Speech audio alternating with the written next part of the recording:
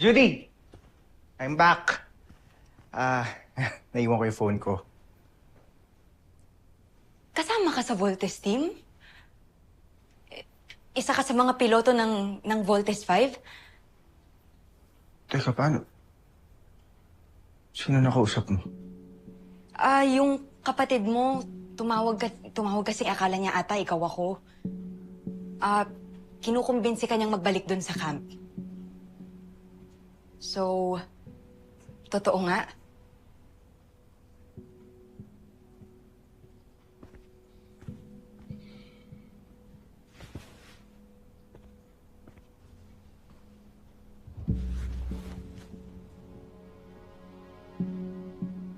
Judy, pinagkakatiwalaan kita. Yes. I'm part of the Voltes team. At yung kapatid mo, isa rin siya, right? Judy, huwag ka na magtanong kasi sobrang confidential yun eh. Tsaka, nakapag-isip na rin ako. Nagbago na yung isip ko. Namimiss ko sila kuya, pati yung mga ibang kasama namin. Tsaka parang napakatanga ko naman kung tatalikuran ko lang ng ganun-ganun lang yung mission ko. Isunumpaan ko yun. Mas mamalang yung loob ko. Kasi gaya mo, hindi ko rin sila matiis.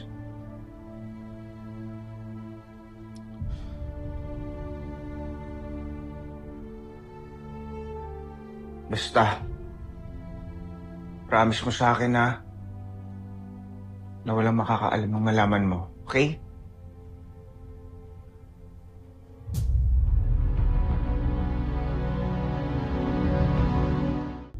Sergeant Edwards, meron akong mission na pagagawa sa'yo. Gusto kong gawa ng background check ng girlfriend ni Big Bird. Si Judy. Maaari ko bang malaman ng inyong concern, Dr. Smith? It's a matter of security, Sergeant Major. Okay, Dr. Smith, we'll do that. Any other information na pwede namin magamit? Narito siya isang araw kasama si Big Bird. Gusto kong kunin mo lahat ang CCTV footage ng araw na yan para maskan natin. Makilala ko kung sino talaga siya. Copy that, Dr. Smith. Let's go.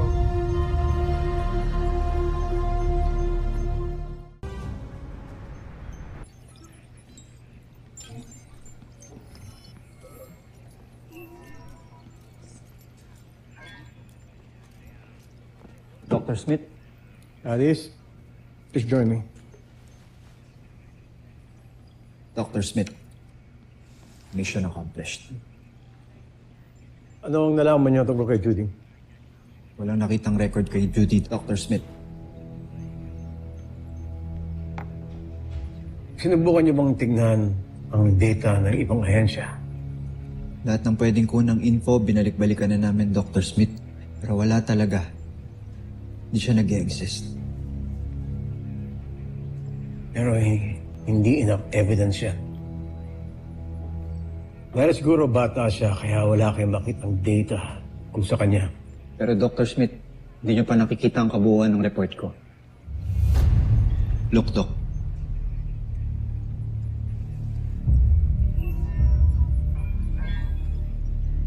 Ano bang gusto mong tignan ko dito? This doctor, hindi ko alam kung ito ba ay anomalya, pero Walang anomalya. Nakakita na ako dati ng ganyang rehistro sa bioterm scan. Ano nakita mo sa scan? Totoo ba sa report na he's an alien? Ready na ang result. Tignan mo ang kanyang bioscan at ang thermal scan ng isang human being. Your bioscan compared to a human scan is totally different. You're not human. You're an alien. Affirmative, Doc. Hindi nga siya tao.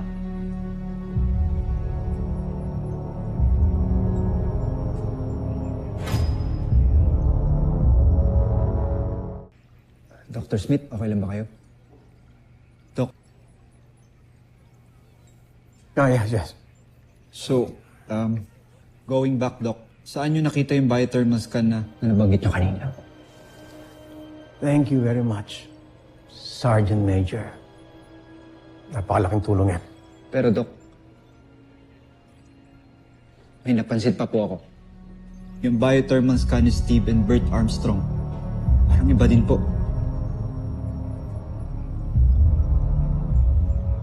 Yan ang anomalya. Doon kayo nagkamali. Pero, Doc,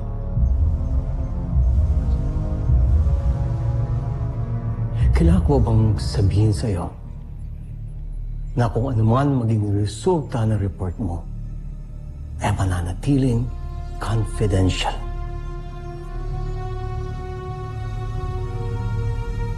Sergeant Major? yes, Doc. Confidential po lahat. Good.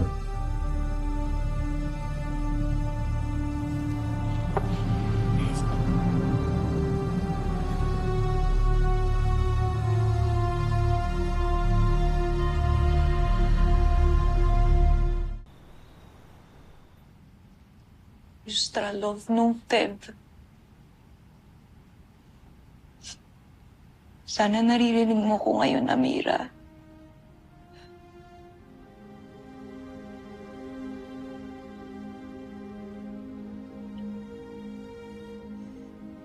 Gagawin ko lahat para maligtas kita. Pero hindi ko naman gagawang may masaktan pa o may madamay pang ibang tao.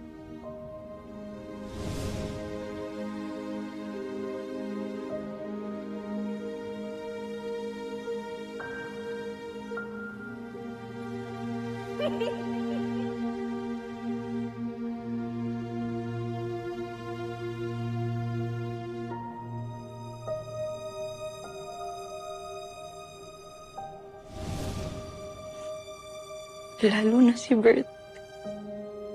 Hindi ko na kayang masaktan si Bert. Napakabuti niyang tao.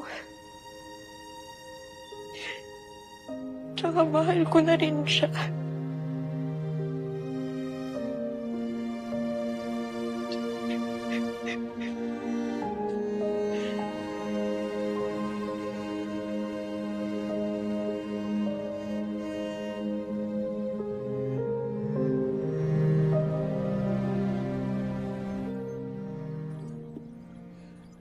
Big Bird, I'm sorry pero hindi na kita pwedeng payagan makipagkita pa kay Judy. Sinasabi ko na nga, be. Dr. Smith, dahil sa kanya kaya ako bumalik sa Voltes team. Tapos ngayon po sasabihin niyo na umiwas ako sa kanya? Wala po akong nakikitang rason para umiwas sa kanya. Mabait po siyang tao. Mahal niya ako. Tsaka nagkamali, Big Bird. Anong mali doon? Maling mahalin ako ng tao?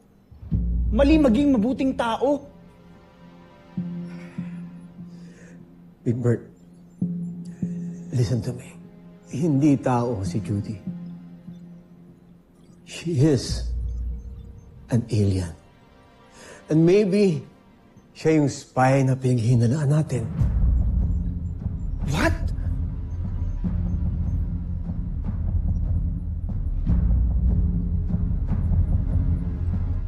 Ganyan na po ba kayo kadesperado para lang magstay ako dito sa camp? Kaninong idea to? Kay Kuya Steve? Sa inyo po? O baka naman po kay Little John?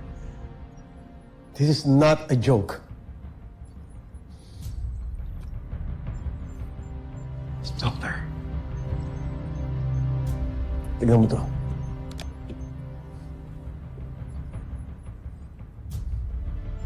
Ano po ito? Biothermal scan ng grupo nyo. I-check mo yung kay Judy. Siya lang ang naiiba.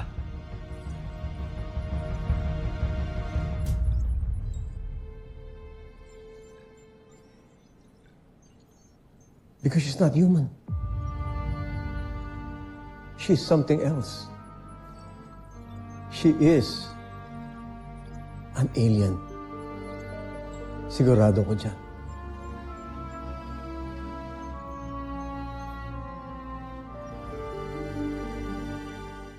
No. Hindi. Hindi po totoo yan. May glitch lang po yung scanners. Tignan niyo po. Iba rin yung scan naming dalawa ni Steve compared kay Mark and Jamie. So ano po ibig sabihin nun? Normal kayo sa akin. Pero hindi kayong issue. Si Judy. She is an alien. Believe me. Yung damit ho, bako po sa damit, kaya po iba yung scan sa kanya. And besides, hindi po tayo sigurado kung alien ho talaga siya agad. She is an alien. Ano po akong maniniwala? May reference ba tayo na ganito talaga yung itsura ng mga alien sa thermoscan? Wala naman po tayong ibang nakikitang alien. Meron. Alam ko. Saan po? Sino siya? Hindi ko na kailangan sabihin sa'yo kung sino. Pero kilala ko siya. Kilala siya namin ni Mary Ann ng mama mo. Many years back, siya ang naging dahilan kung bakit itinago tong camp. Dahil darating ang mga kauwi niya to invade planet Earth. Kaya alam ko kung itsura ng biothermoscan ng isang alien, isang Buzenian. And Judy is a Buzenian.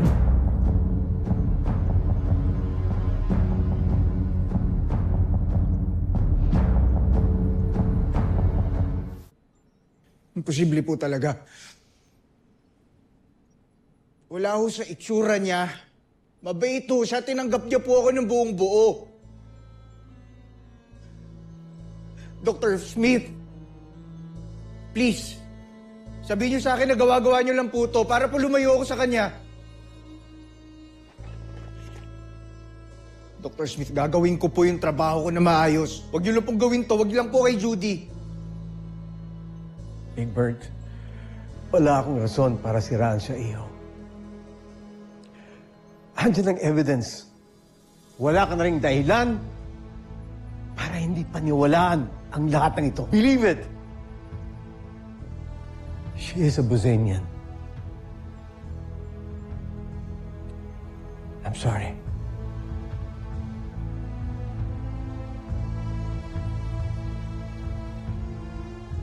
Sergeant Major.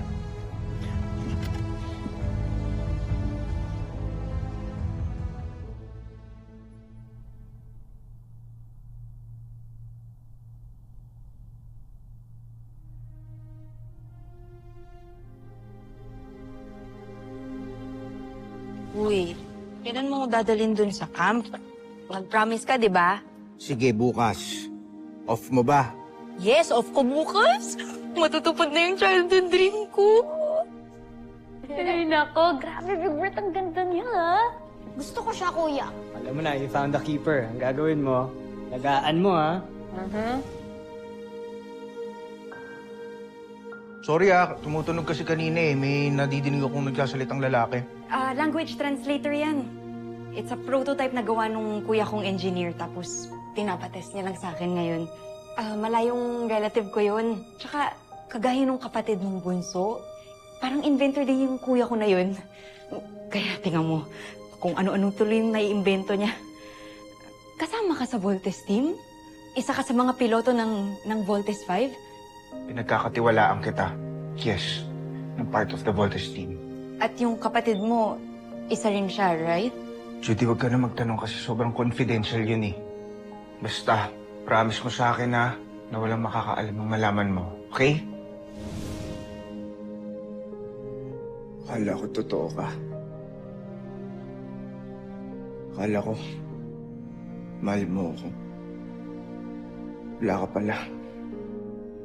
You're nothing but a big lie.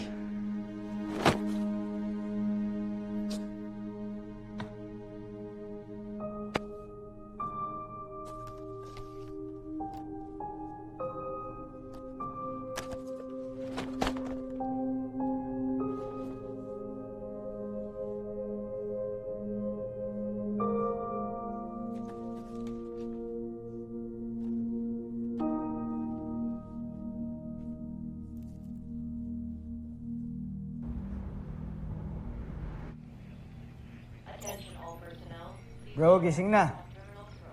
Breakfast na tayo. Big Bird, huwag ka nang matulog dyan. Halika na, bangon na. Nag-aalala na ako sa'yo, ha? Ngayon ka lang di sasabay sa breakfast. May bacon. Maubusan ka. Breakfast.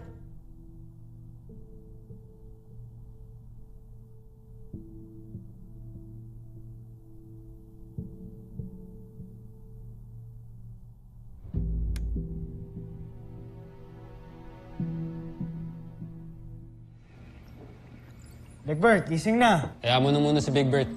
Mas problemahin mo si Little John. Gusto gawing service vehicle yung Vault Frigate. Diyan. Mukhang maagang tatanda si Steve sa mga kapatid niya. Tawa ka naman.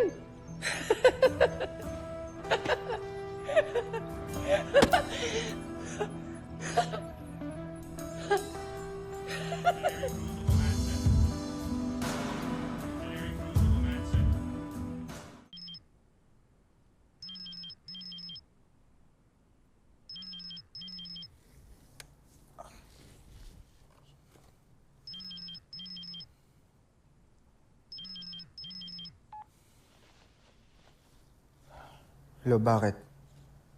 Bakit ang sungit mo? Pinakamusta lang naman kita. How are you, mahal ko?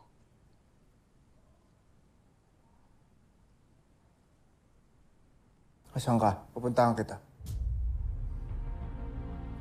Kailangan natin mag-usap. Tungkol saan? Basta, nasaan ka? Nandito lang ako sa work.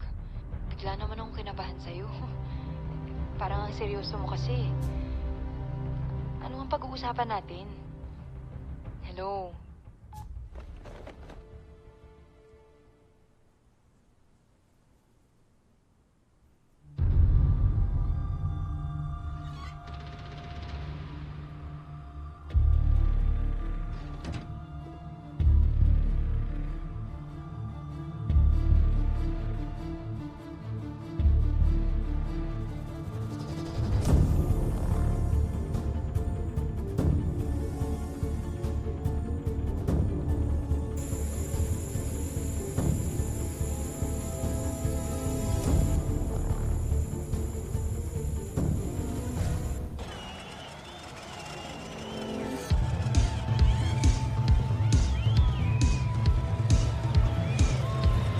Bumikasa!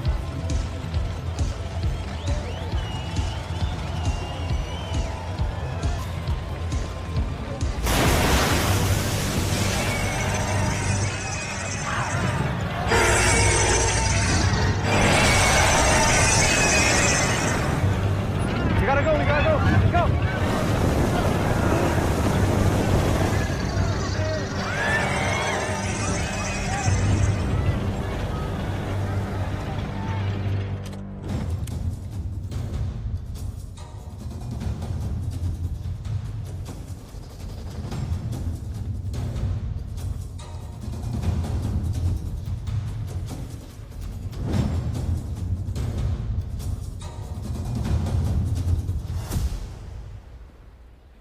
Kanina ka pa aligaga dyan. Chill. Baka naman on the way na rin yun si Bert. Eh, ngayon lang kasi na-late yun eh. Puhusin mo naman masyado sa time. Hindi naman. Naninibago lang kasi ako sa kanya kasi parang may iba sa kanya kanina nung magkausap kami. Ano naman? Basta, parang may something. Parang awkward siya kanina nung magkausap kami. Perfect. Nagkakagulo pa na ako.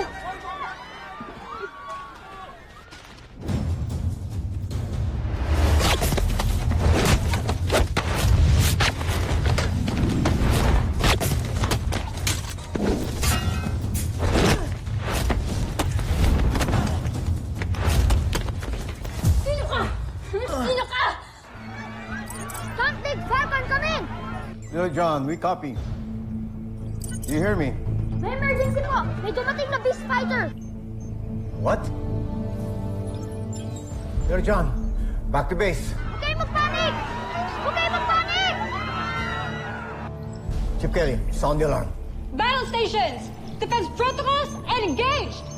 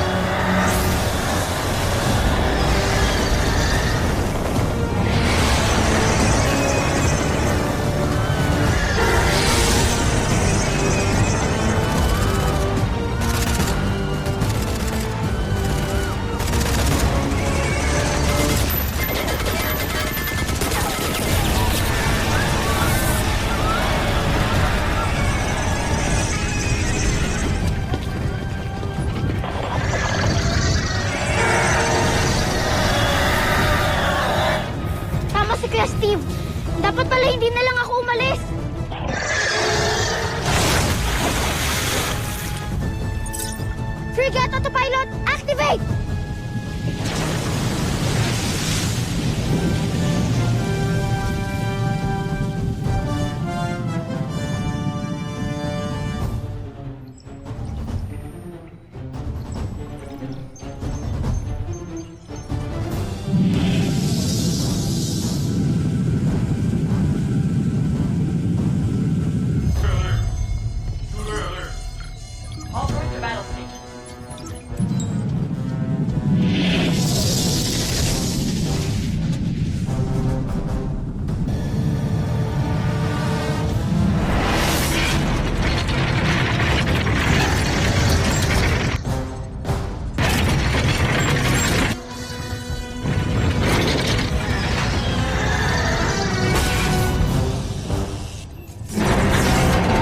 Bitawan mo ako! Bitawan mo ako!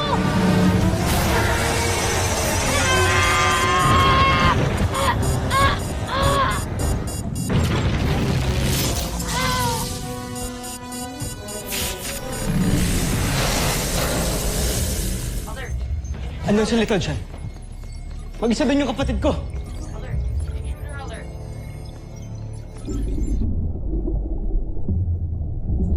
Pero nakinig din ako kay Kuya Steve. Sorry, Kuya Steve. Hindi na ako ulit magdidisobey sa'yo. Sana di ako makita ng kalaban.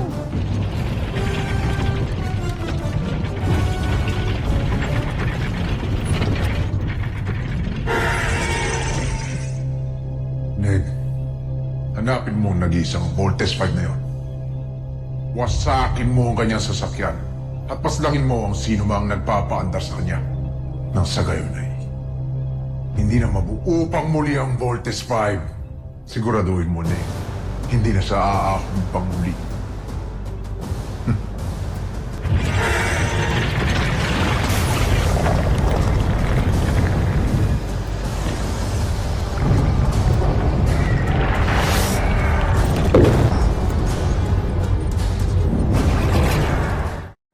Ano? Isang paslit ang isang piloto ng Voltes 5.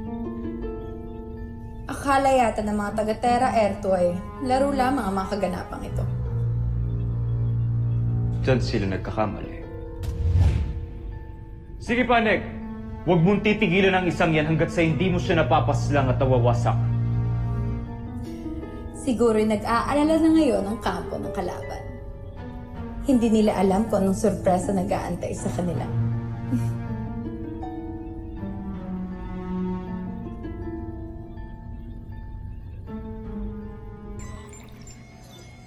Little John. Little John, do you hear me? Little John, do you copy? Hindi ko talaga makontak si Little John. Nga ba yung sinasabi ko eh? Pinagbawalan ko ng pumunta yan dyan kanina eh. Mabuti pa, pumunta na tayo sa harbor. Yes, please, come on, let's go! Dr. Smith! Yes, go rescue Little John, the boat frigate. To the pods now! Let's suit up now, let's go, let's go!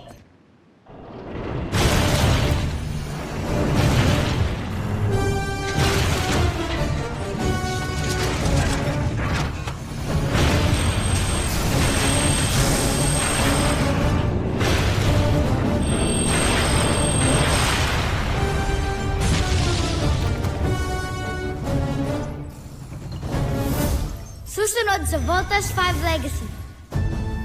The camp is under attack and our jet fighters running out of ammunition. We need your support now. We fight until we can.